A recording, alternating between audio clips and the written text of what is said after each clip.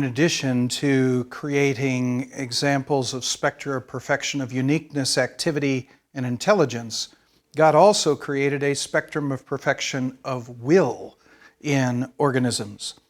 And will would be those things that are examples of animals making choices, animals making decisions, and perhaps examples of organisms that are unpredictable in their behavior.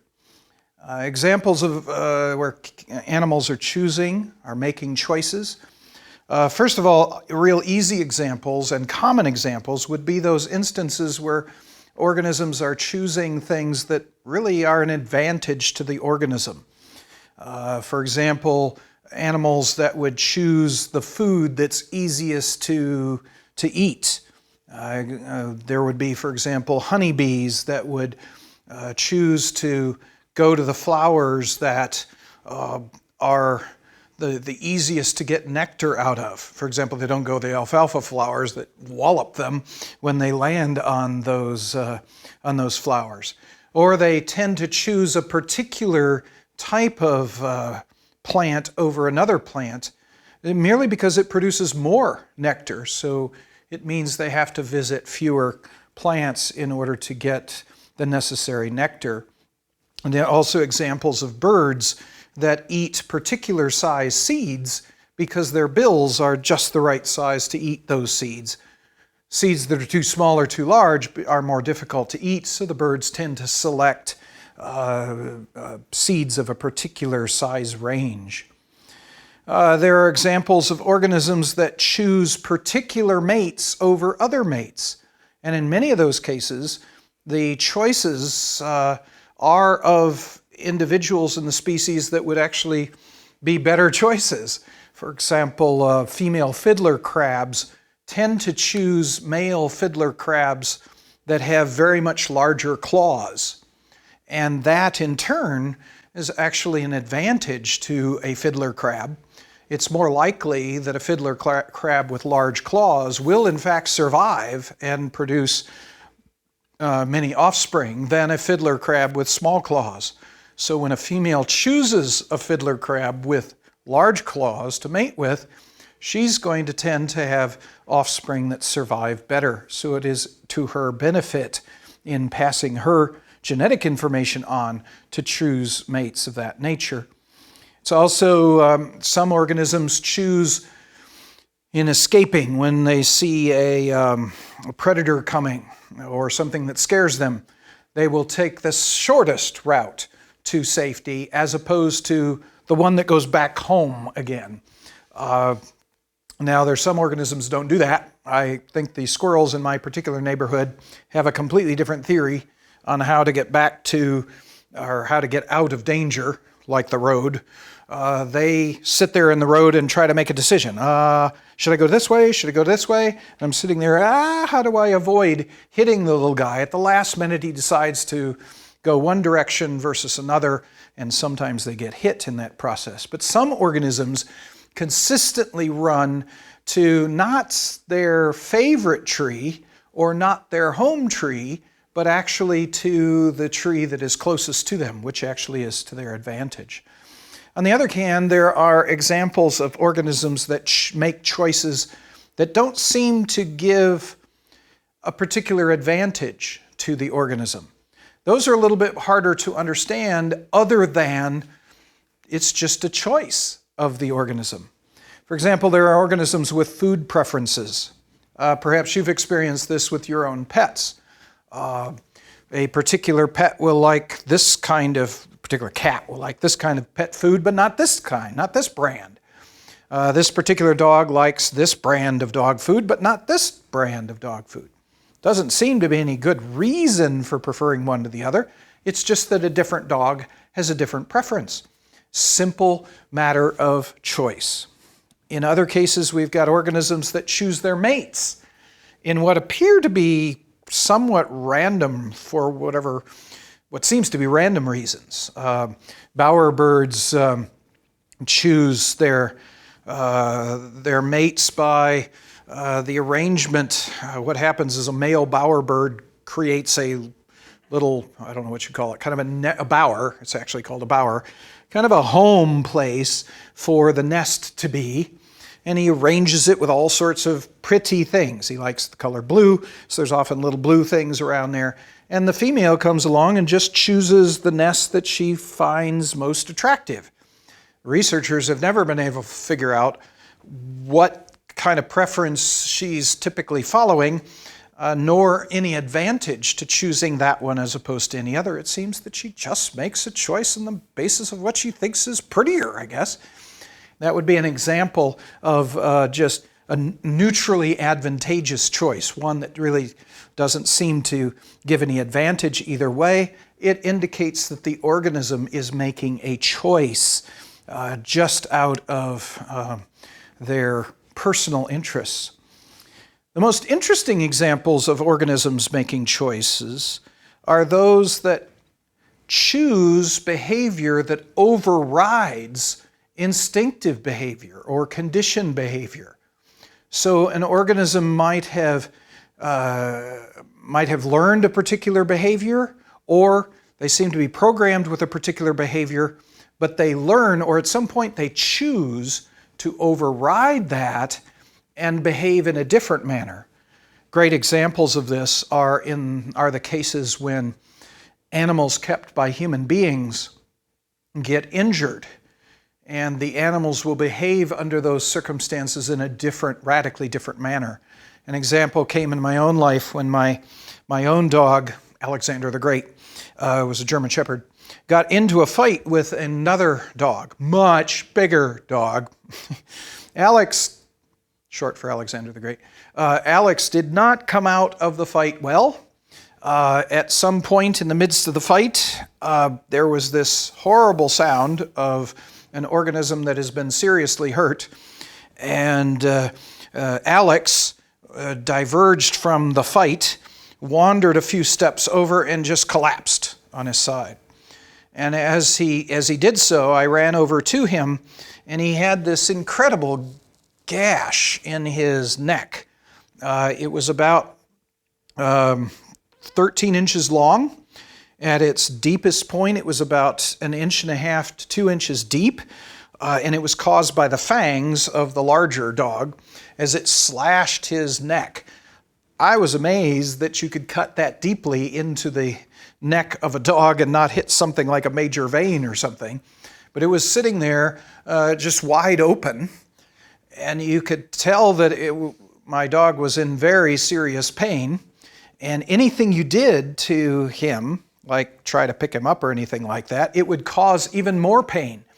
And you could see the lip kind of lift up on his, whenever he felt more pain, you could see him cringe. And if someone caused that pain, you could just see the German Shepherd in him wanting to bite that person because they just hurt him. But he overrode the natural instinct of biting the individual that's causing him pain, because he seemed to understand that we were doing our best to help him. We picked him up in all that pain, put him in the truck, and carried him off drove him off to the veterinarian. Normally, he would have nothing to do with a veterinarian. The veterinarian would shoot him from a distance with a with a tranquilizer gun, because he was vicious in the presence of a veterinarian. But in that particular instance, he allowed us to take him into the veterinarian. He allowed the veterinarian to work on him and to stitch him up without killing the veterinarian. He clearly understood, or at least that's how I interpret it. That's the only way I think even to this day, that I can interpret it. He understood that he was being helped. So he overrode his instinctive drive to hurt something that was hurting him, and laid there and allowed us to help him. Examples of this among pets and among horses and things like this abound, where organisms choose to override what would be sort of a normal response. So organisms, at least some animals, have choice. They seem to be able to make choices. And some organisms seem to be able to make significant choices, overriding instinct. Another example of will. In the Bible, there seems to be some evidence that animals, or at least some animals, can be guilty of doing wrong. I guess it's another way to put it, the fancy way to put it is that they're morally culpable for their behavior. For example, the serpent in the Garden of Eden was used by Satan, or so it seems, to deceive Eve. When God comes along to talk to Adam and ultimately to address first the serpent and then Eve and then Adam, he confronts the serpent and condemns the serpent. Now we understand the condemnation of Eve and the condemnation of Adam was because they chose to do what was wrong. They were morally culpable. What about the serpent, though? Was the serpent morally culpable? It would seem that in a similar way that God condemned Adam and Eve for disobeying God, God also condemned the serpent, as if the serpent had made some sort of a choice to do what was wrong. There's a hint there that at least the serpent was cursed individually. Not all serpents, not all his descendants were in fact cursed, but just that particular serpent. We also see in Genesis chapter 9 that God says, whenever a human kills another human, that human is to be killed. And we can understand that. Humans are created in the image of God.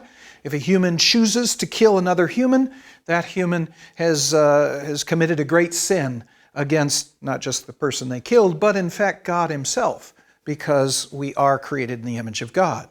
But it also says any organism, any animal or human that kills another animal, another human should be killed. If an animal kills a human being, that animal is to be killed.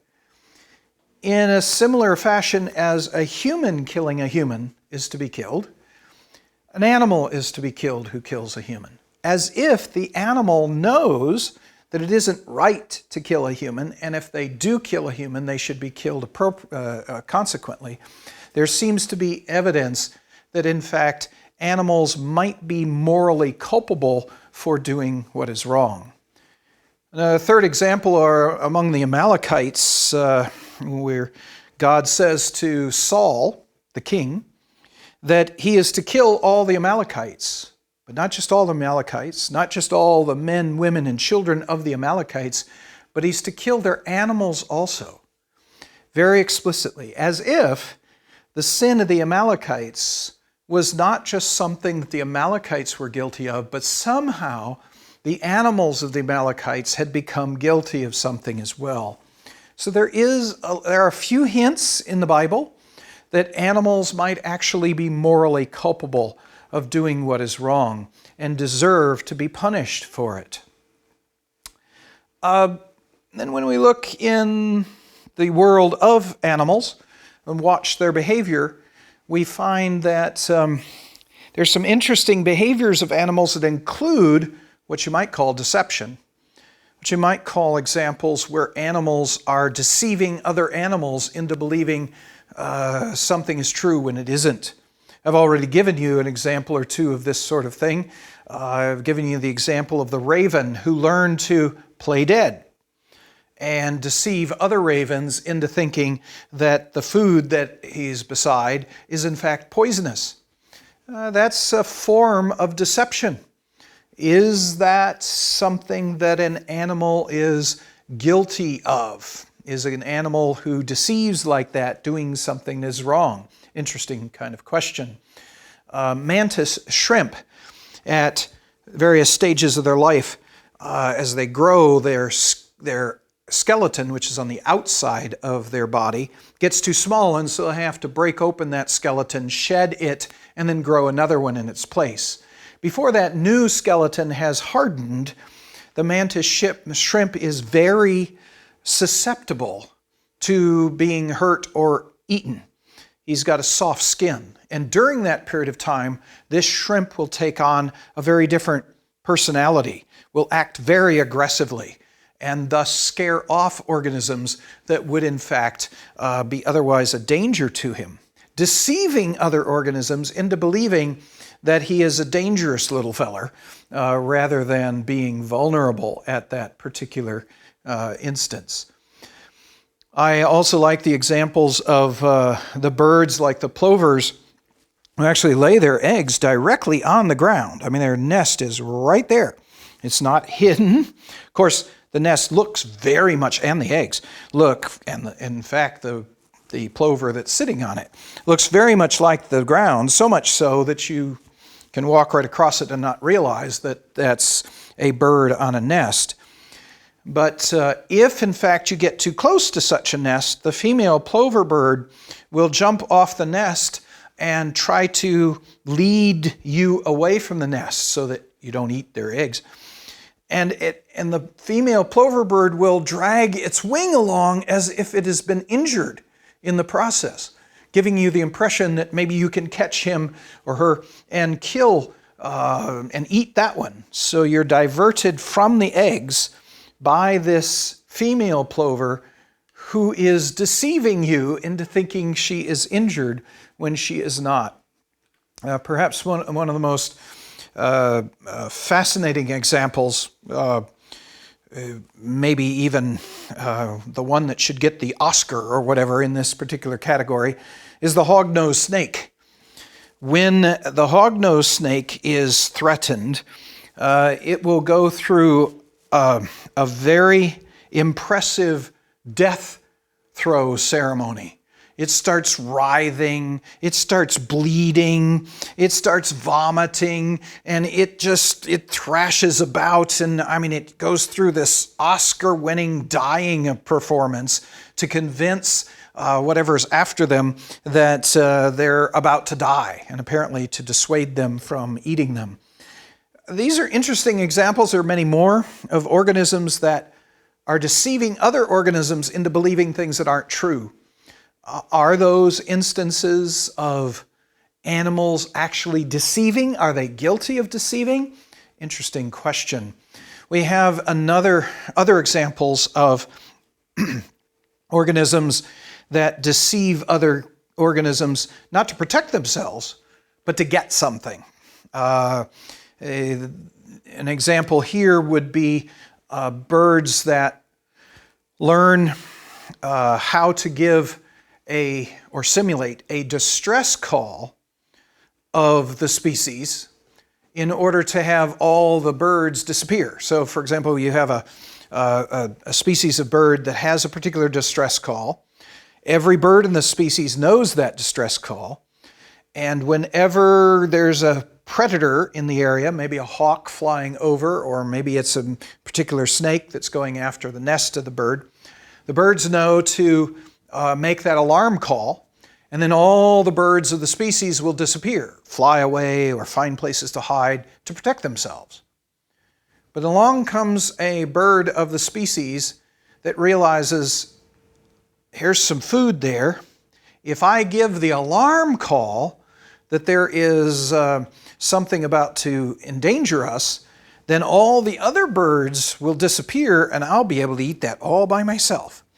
There are individuals who from time to time figure out how to do this. This isn't true of all the birds in a given species, otherwise the alarm call wouldn't work at all.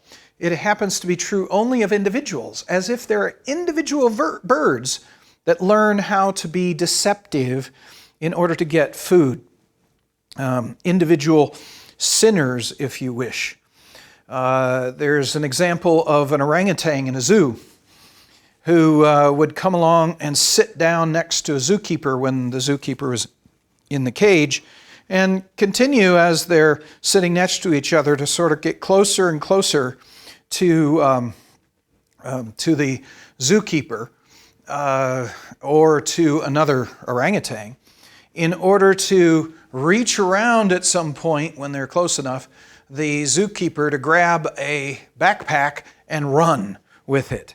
So deceiving the zookeeper or another orangutan into believing that they're not doing anything, and then all of a sudden to run off with what they desired in the first place. Again, it seems to be where we have examples of organisms that are deceiving other organisms on purpose in order to gain something.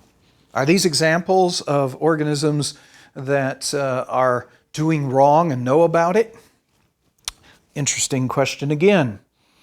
Another example of this sort of thing are the animals that do certain behaviors only after checking around first to make sure no one else is watching or looking. For example, there's a rooster that after checking that other roosters are absent, lures a female in with a food call. This might be a hen that's actually interested in other roosters, but here's a rooster that makes sure no other competitor is around before he attracts a particular female. There's examples in monkey troops. Monkeys often have a hierarchical structure where one monkey is sort of the boss. He's an alpha male in that particular troop. And there are other monkeys that are not the most important monkeys. They don't have the first choice on a mate, for example. They don't have the first choice on the food. And sometimes the monkeys that aren't the alpha monkey take an interest or get an interest in the alpha male's choice for a mate, the female that's actually mated with the alpha male. And the monkeys that are trying to get to her will wait for an opportunity when the alpha male can't see them to approach the alpha male's female. So he will literally look around, make sure that the alpha male can't see him before he engages in his behavior. It seems that this would be an example of an animal that knows, at least it seems that way, that he knows that he shouldn't be doing this. He's making sure that he can get away with it before he actually proceeds to do so. There's even examples in the animal world of tattletalers. The best example I know of here is a male chimp by the name of Dandy, who was one of those chimps that wasn't the alpha male but interested in the alpha female, the alpha male's choice, but witnessed another chimp making advances on the alpha female. And since Dandy was jealous of that one, Dandy went around and tattletaled to the alpha male, bringing the alpha male around, so the alpha male discovered his friend going after his mate, and thus getting rid of that guy. So it seems to be an example of an animal tattletaling on another animal. There's even, interestingly enough, examples that we can only understand to be chastisement, where animals actually chastise other animals. They discipline animals of their own kind. The classic example here is the elephant Hanako, who, after refusing to nurse her own calf at its birth, two of the other female elephants in the same herd came to her, and here's the quote, picked Hanako up with their tusks, bounced her up against a wall.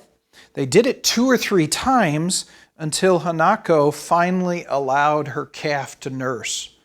So here we have an example of 2 female elephants chastising or disciplining another female elephant until she behaved in a proper manner. And finally, we have perhaps examples of organisms that intentionally disobey. Perhaps in your experience, you have a dog or a cat or something like that. Well, it's better to dogs. Cats never do what you want them to do. But dogs seem to know, or at least learn in the course of time, what the proper behavior is and what the improper behavior is.